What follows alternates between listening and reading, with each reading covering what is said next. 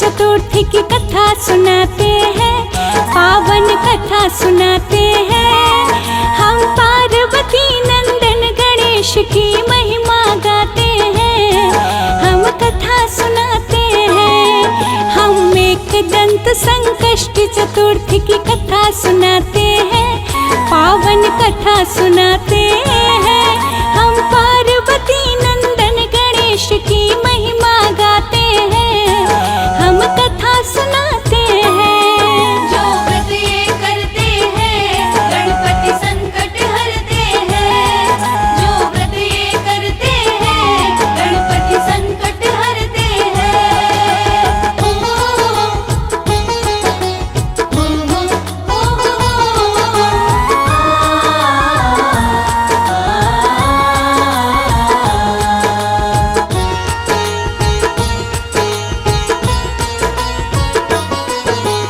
एक बार की बात है भक्तों, सुन लो ध्यान लगा। विष्णु जी का लक्ष्मी जी से विवाह तय हुआ। सभी देवताओं को निमंत्रण विष्णु जी ने दिया, परंतु गणेश जी को निमंत्रण उन्होंने न दिया।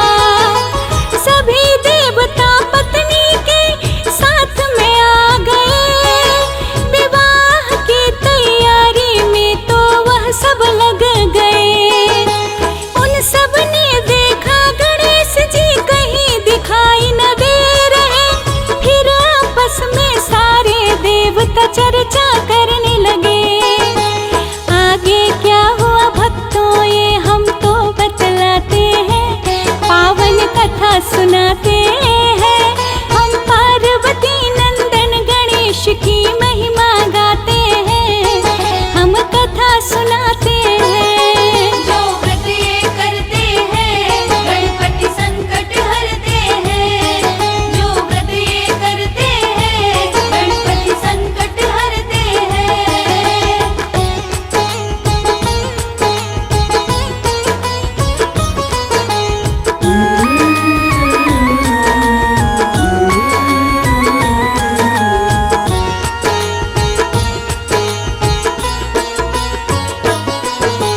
पूछने पर विष्णु भगवान ने देवी देवताओं से कहा, गणेश जी के पिताजी भोलेनाथ को न्योता भेज रखा। यदि गणेश जी चाहते तो वह भी यहाँ आ जाते, इस विवाह कार्यक्रम में वह भी सम्मिलित होते। दूसरी बात यह भी है कि यहाँ पे तभी वो आएंगे जब सवा मन लड्डू मूंग चावल के संग घी खाएंगे। यदि गणेश जी नहीं आएंगे तो कोई बात नहीं, दूसरे के घर जाकर इतना खाना ठीक नहीं। ऐसा कहकर गणपति का उपहास वो करते हैं, पावन कथा सुनाते हैं। हम पार्वती नंदन गणेश की महिमा गाते हैं, हम कथा सुनाते हैं। जो व्रत ये करते हैं गणपति संकट हरते हैं, जो व्रत ये करते हैं गणपति संकट हरते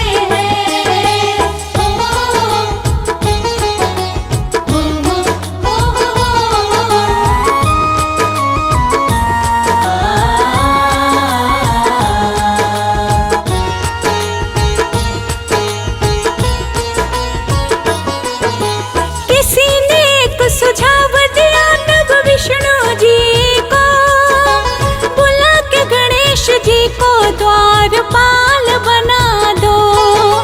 कहेंगे आप तो चूहे पे बैठ के धीरे जाओगे, इसीलिए बारात में सबसे पीछे रह जाओगे। विष्णु जी ने भी सुझाव पर अनुमति दे दी, गणेश जी को घर की सारी जिम्मेवारी दे दी। समझा बुझा के गणेश जी को द्वार पे बैठा दिया, विष्णु जी के संग सारा बारात चल दिया। मन ही मन में गणेश जी दुखी मीठे बड़े होते हैं, पावन कथा सुनाते हैं। पार्वती नंदन गणेश की महिमा गाते हैं, हम कथा सुनाते हैं। जो व्रत ये करते हैं गणपति संकट हरते हैं। जो व्रत ये करते हैं गणपति संकट हरते हैं।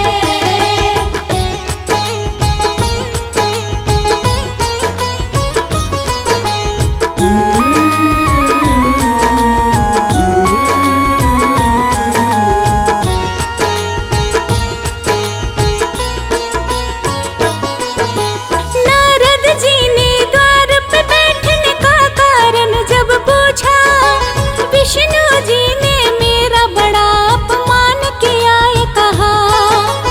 अपने मूषक सेना को गणपति जी भेजे, रात संग वाहनों को भी धरती में धसा दीजिए। जब चूहों ने धरती को अच्छे से खोद दिया, सभी बाराती संग वाहन धरती में गिर पड़ा। लाख कोशिश किया परंतु पहिया नहीं निकले। सभी ने अपने अपने सारे उपाय कर लिए। रथ के सारे पहिए भी तब टूट जाते हैं, हाँ हाँ टूट जाते हैं। पार्वती नंदन गणेश की महिमा गाते हैं, हम कथा सुनाते हैं। जो व्रत ये करते हैं गणपति संकट हरते हैं। जो व्रत ये करते हैं गणपति संकट हरते हैं।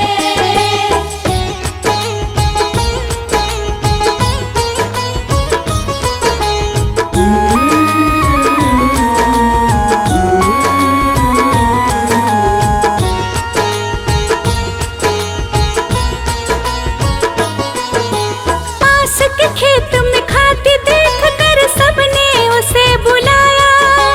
रथ के पहिए जोड़ देने को सबने बोल दिया। पहिया जोड़ने से पहले गणपति जी को ध्यान किया। ओम गणेशाय नमः उच्चारण वह किया। देखते देखते खाती ने रथ ठीक कर दिया। आप सभी ने गणेश जी का सुमिरन ना किया, तभी तो आप सभी पर यह संकट आया है। गणपति जी आए तब ही यह संकट टल गया है। सब मिलकर गणपति जी का जयकार लगाते हैं, जय जयकार लगाते हैं। एक दंत संकष्टी चतुर्थी की कथा सुनाते हैं, हम कथा सुनाते हैं। जो व्रत ये करते हैं गणपति संकट हरते हैं। जो व्रत ये करते हैं गणपति संकट हरते हैं।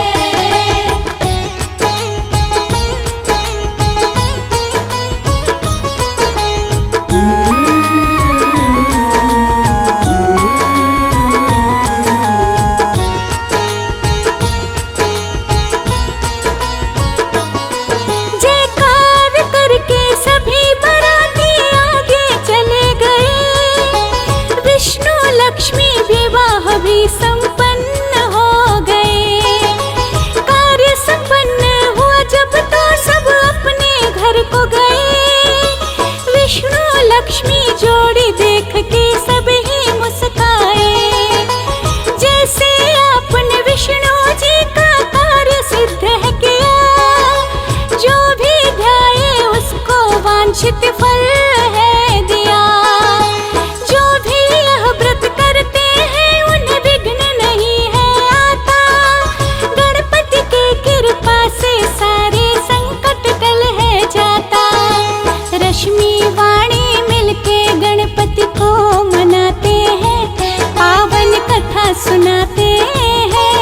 हम पार्वती नंदन गणेश की महिमा गाते हैं, हम कथा सुनाते हैं। जो व्रत ये करते हैं गणपति संकट हरते हैं।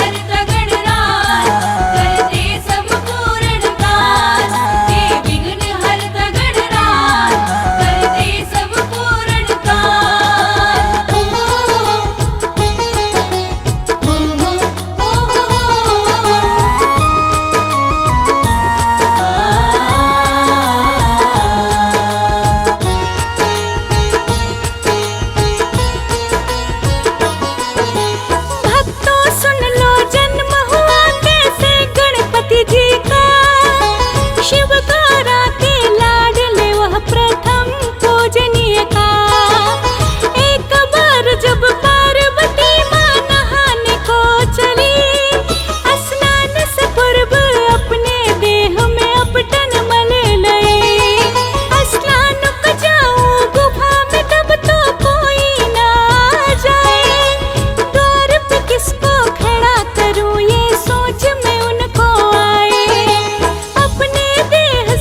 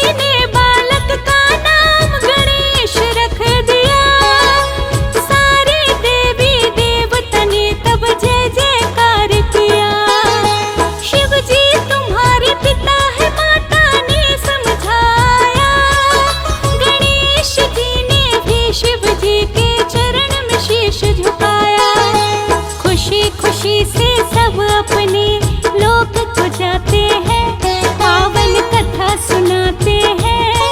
कैसे हुई उत्पत्ति गणेश जी की गाथा गाते हैं, हम कथा सुनाते हैं।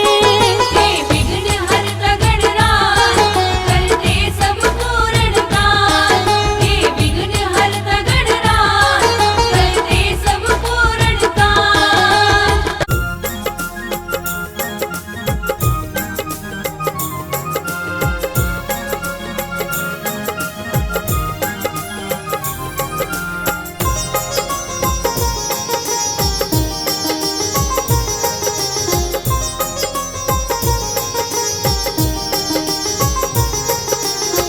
हे सुख करता, हे दुख हरता,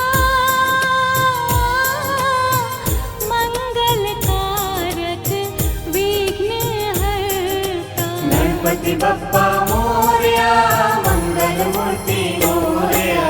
गणपति बप्पा मोरया, मंगल मूर्ति मोरया। रिद्धि सिद्धि के तुम हो नायक,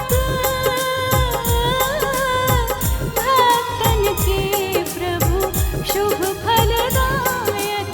गणपति बप्पा मोरया, मंगल मूर्ति मोरया। गणपति बप्पा मोरया, मंगल मूर्ति मोरया। गणपति बप्पा मोरया, मंगल मूर्ति मोरया। गणपति बप्पा मोरया, मंगल मूर्ति मोरया।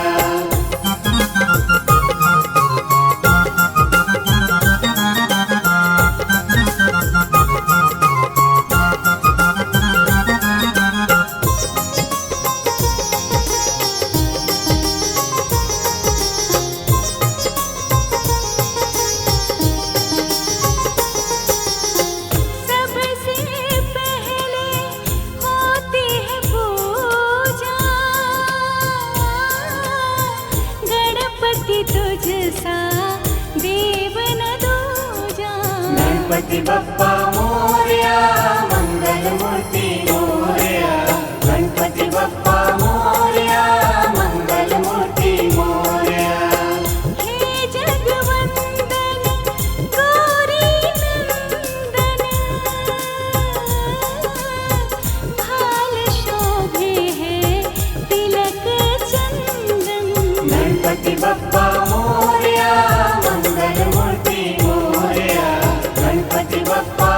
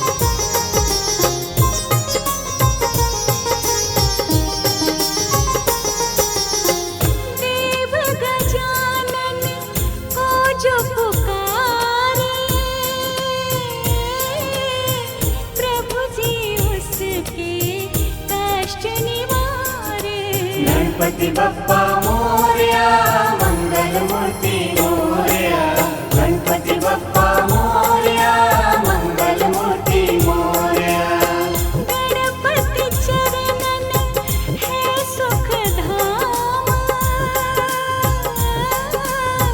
शीश झुका सब करते प्रणाम गणपति बप्पा मोरया मंगल मूर्ति मोरया गणपति बप्पा मोरया मंगल मूर्ति मोरया गणपति बप्पा मोरया मंगल मूर्ति मोरया गणपति बप्पा मोरया मंगल मूर्ति मोरया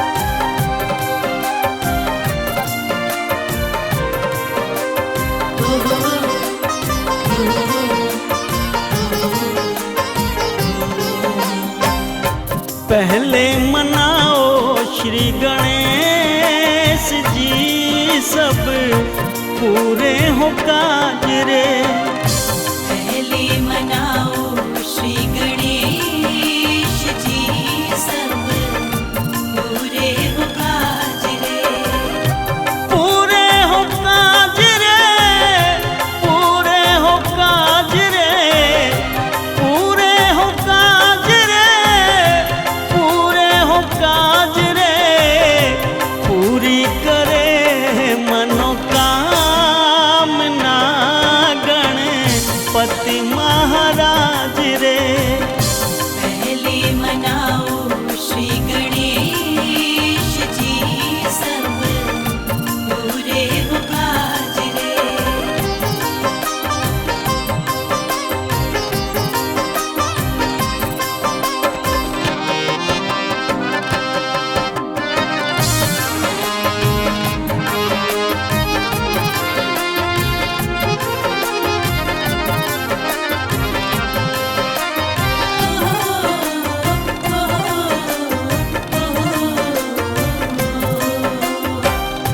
गणपति जी का ध्यान लगाना इनको न बंदे कभी भी भुलाना गणपति जी का ध्यान लगाना इनको न बंदे कभी भी भुलाना ना मिलता कोई रास्ता जो ये हो नाराज रे पहले मनाओ श्री गणेश जी सब पूरे हो काज रे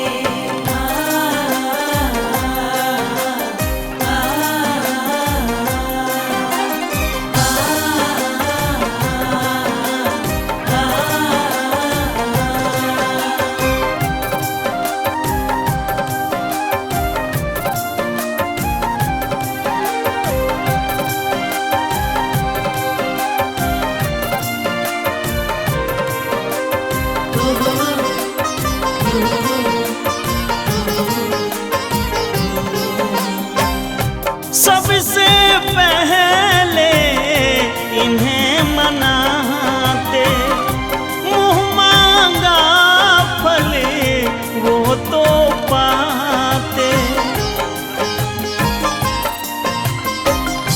सबसे पहले जो इन्हें मनाते मुँह मांगा फल ये दे जाते इनकी दया और दान के यहाँ भरे हैं जहाज रे पहले मनाओ श्री गणेश जी सब पूरे हो काज रे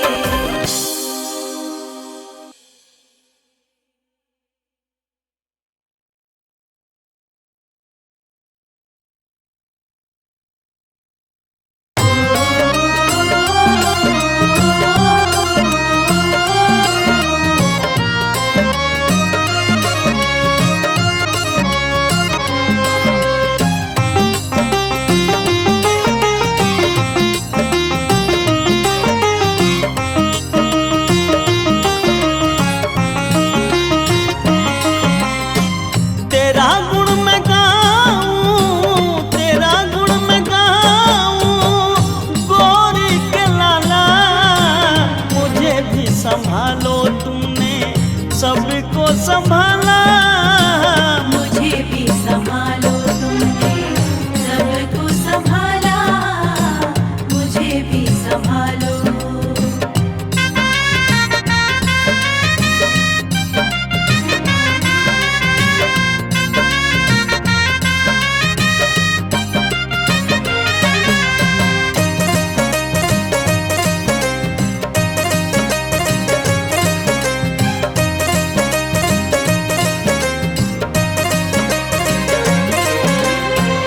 गणपति जी मैं गुण तेरा गाऊं, चरणों में तेरे सर को झुकाऊं। गणपति जी मैं गुण तेरा गाऊं, चरणों में तेरे सर को झुकाऊं।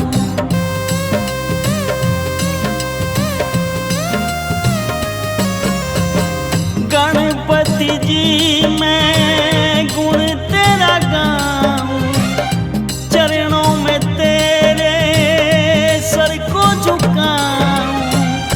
रुतबा तेरा सबसे निराला, मुझे भी संभालो तुमने सबको संभाला।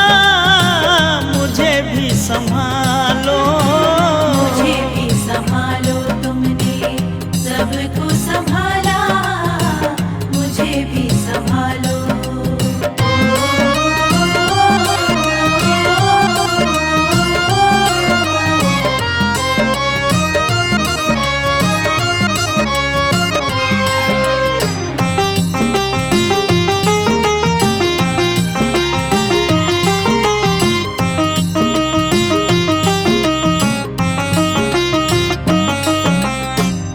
सबकी इच्छा पूरी करते तुम भक्तों की झोली भरते। सबकी इच्छा पूरी करते तुम भक्तों की झोली भरते।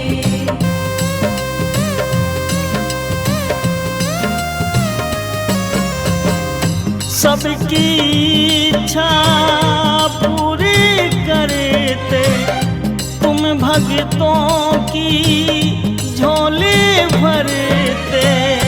कष्टों से तुमने सबको बाहर निकाला, मुझे भी संभालो तुमने सबको संभाला। मुझे भी संभालो।